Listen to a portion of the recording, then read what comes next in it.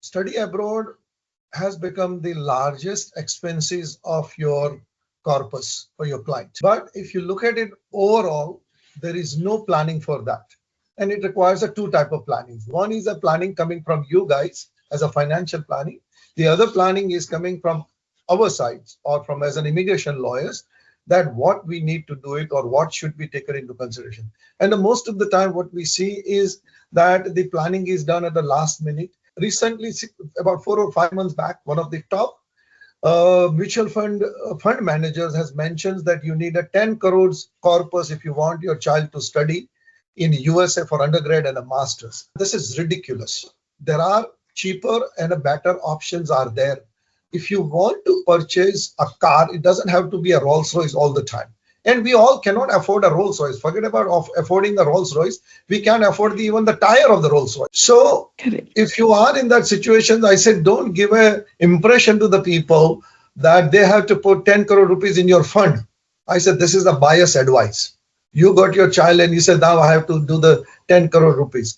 So basically, this is where I come in the pictures, assisting you guys as a financial planners, that if your client wants their child to study abroad, there are a number of ways available that they should look into it, listen to it, that these are my options based on their background, based on their financial capabilities of the past, present, and a future.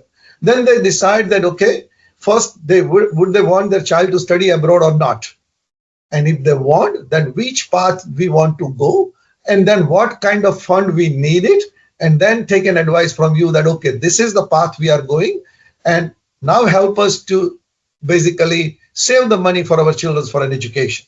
So that's where basically I look into it, and I'm trying to do about 4 or 5 series article. I started with one first article. It talks about where the parents and our children are making mistakes, or rather I would say presume that if I send my child abroad, life is set. It used to be in 1975, it used to be probably in 2000, not in 2025.